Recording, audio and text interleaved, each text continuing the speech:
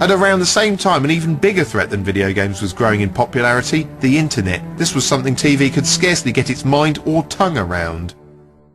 We now have a World Wide Web page on the internet, so you can access the information yourself if you can get onto the World Wide Web, okay? And if you can, this is our address. You need to type in http://www.bbcnc.org.uk/BBC TV children's Soon, even though some of us couldn't even use a mouse properly, we were coming to rely on computers too much for TV's liking. Experts are warning that it may already be too late to prevent millions of computer systems breaking down at the turn of the century. Frankly, there will be some people who will not survive the coming of the year 2000 simply because they failed to take action now. With the millennium looming, it was clear mankind hadn't heeded TV's warnings about the danger of machines, and now there was this inbuilt Achilles heel that was certain to kill us all. Cash points would take your arm off, planes would plop from the heavens like 500-ton sky turds, and nuclear power plants would microwave the continent.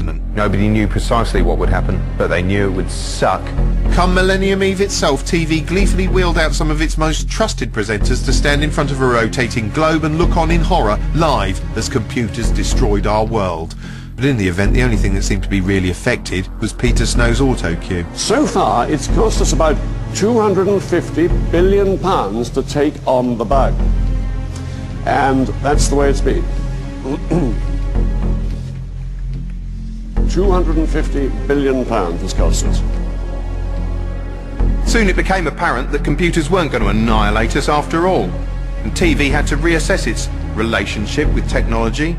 If it couldn't beat it, it would have to absorb it. What TV needed was to become more like a computer, a machine which did what you wanted, a machine that was interactive. Interactive TV is nothing new. Witness the thrilling The Golden Shot, essentially an early beta version of the video game Doom, hosted by Bob Monkhouse, in which a member of the public used their telephone, eyes and voice to control a crossbow attached to the studio camera in order to shoot at prizes. Up, up, stop, right, stop, down, stop, fire. This was massively ahead of its time, although if contemporary society degrades by another 12%, someone's going to pitch a brilliant extreme version of The Golden Shot where viewers fire sharpened toothbrushes into the eyes of convicted paedophiles glued to barbed wire thrones. Anyway, sorry, best keep it light. I was about to bring up Noel Edmonds. Yes, Noel Edmondo Beardy Bum Fuzzleface Edmonds, one of TV's underrated technological innovators, who was filling his shows with pioneering interactive shenanigans from the outset. In fact, Noel seems to have done everything currently popular on the internet on TV years before its time. He kicked off with Swap Shop, which was pretty much eBay with more toys and fewer pirate DVDs. It was effectively an early peer-to-peer file-sharing network. We have got the top 10 records. Hey, can we have the top 10 records in? Look, here he is downloading music, albeit from the studio ceiling. Years before Twitter made it possible to bother your favourite star with mundane questions, Noel was there providing a link. What is your favourite song? Golden Penny. Later, his early morning Christmas spectaculars contained some of the earliest mobile phone conversations broadcast on television and a live interactive take on Google Street View. Can you see that, Gene? Right, now, at any point along here, you could shout stop or tell it to go to the left or the right. Then when House Party came along, he introduced his own surprise live version of Skype. Let's go meet this week's star of NTV.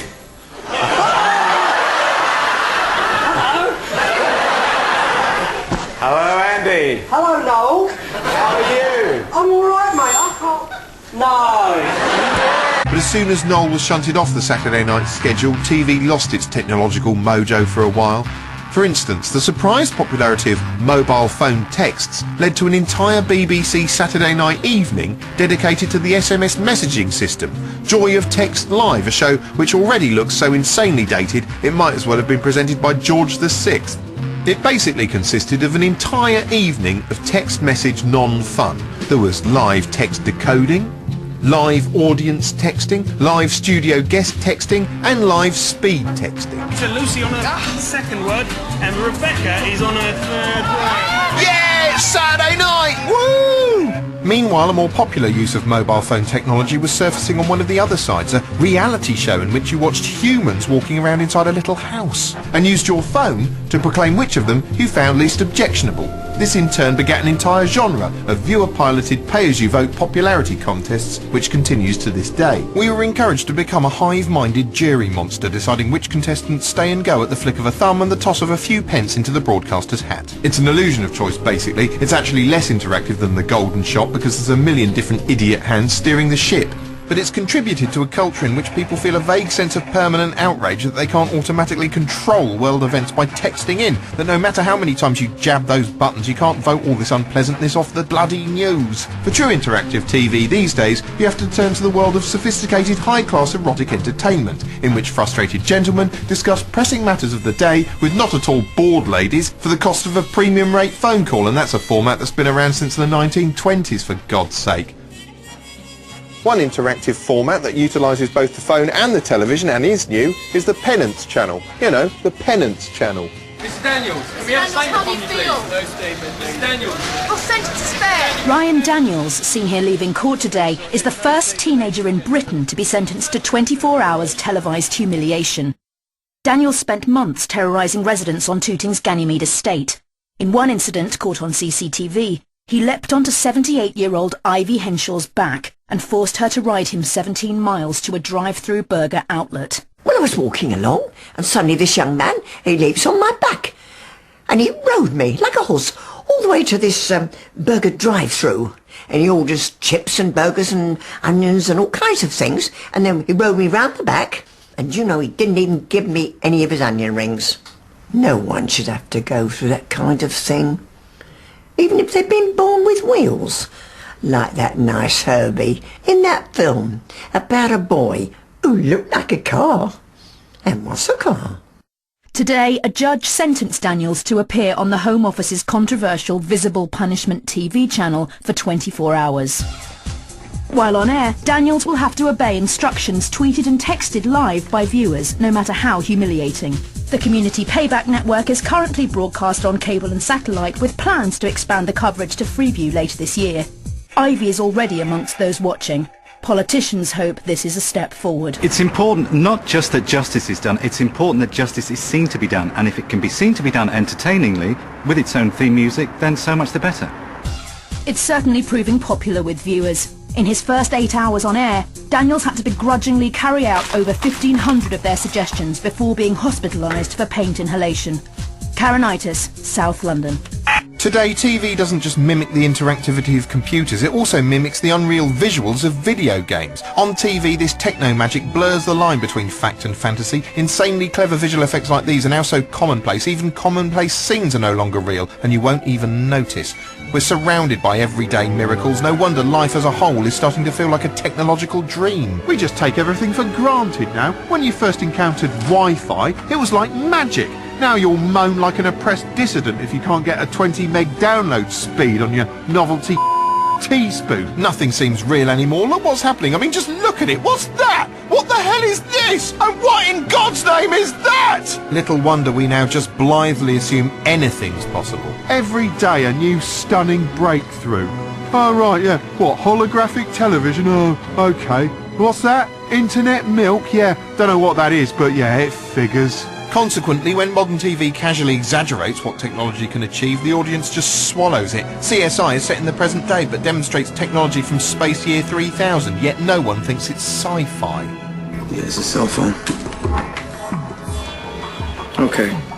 We should work backwards. We should do the most recent phone calls first. Looking at this, it's no surprise you can show real people something as impossible as the time phone, a handset that lets you make calls through time, and they'll simply believe you. It allows you to call yourself in the past, so you can remind yourself about keys or just have a conversation with yourself. What do you think about that? I like that. I think that's pretty good, you know. So I can call myself back in time and have a conversation with myself. See, I like that. Technology is amazing and it's everywhere. It's impossible not to gawp at it. Having been conditioned to surrender our attention to the lone, glowing screen, suddenly we're surrounded by thousands of the shimmering. It's like invasion of the gleaming rectangles. Pop a screen in our eye line, and no matter what we're doing, we're hopelessly drawn to the light. Never mind apes, we must be descended from moths. All these screens fighting for our consideration has knackered our attention span. Who can spare the mind space to focus on something as static as a book anymore? Hardly bloody anyone. Just ask a book bloke. Today, no one's got time anymore to read an entire novel. And as a result, sales have collapsed. For instance, in the whole of Italy, in 2009, only 2 books were sold. And one of those comprised of nothing more than photographs of pineapples with moustaches. The way people read has changed, and that's why we've come up with BookDrum. And BookDrum is a system which takes great works of popular fiction and then reinterprets them in a form which today's hurried audience can understand. So here we have To Kill a Mockingbird, and there are key things, Atticus Finch there, some of these words represent themes, racism there, and this is the BookDrum player. Now what we do is we slot the BookDrum tape, as it were, into the BookDrum player, like so. Then you put the BookDrum player on your head, switch it on, and as you can see, it's revolving in front of her eyes. Sarah's now absorbing the essence of To Kill a Mockingbird in a fraction of the time that it would have taken to read. How's it going in there, Sarah? Pretty good. Maybe the problem isn't progress, maybe the problem is us. We seem to have a knack for reducing the most incredible inventions to their basest level almost overnight. Take radio. We created radio. A nation spoke unto nation. The German radio has just announced that Hitler is dead. For a bit, and before long, breakfast shows. So like then it went up my bum. It went up your bum? Up my bum, yeah. Right up your bum? Yeah, right up there, right up my bum. Up my bum it went. My bum's where it went, right? And it went right up there. Wow. Yeah. Anyway, here's Rihanna with Umbrella. Umbrella, more like with your bum. You're mad, you are. Well, you're madder.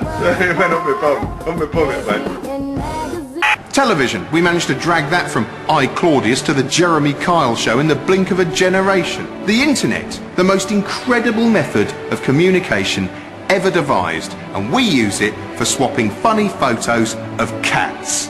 Smartphones. With a smartphone, you could browse through the contents of the most incredible art galleries in the world, all in the palm of your hand. Yeah, you could do that, or you could download a novelty app that makes it emit the sound of a farting duck. In summary, TV claimed progress was a great thing, predicting a world in which we'd relax in front of screens while computerised slaves did our bidding. But now the future's arrived and those screens relax in front of us while we converse through them, lose our bleeding rags at them, and jig about like desperate jesters for their computerised approval. And the screens have left us marooned here in the future, surrounded by magic, unable to focus on anything that doesn't light up and go beep. What have you done? Oh God, it hurts! Ow, that's making it worse, you bastard! What? Kill me! Kill me! It hurts! Kill me! Only joking, mate. Actually, it's fine. See, us machines are not to be trusted. Coming up on BBC Two, highlights from the Cricket World Cup. That's in 50 minutes.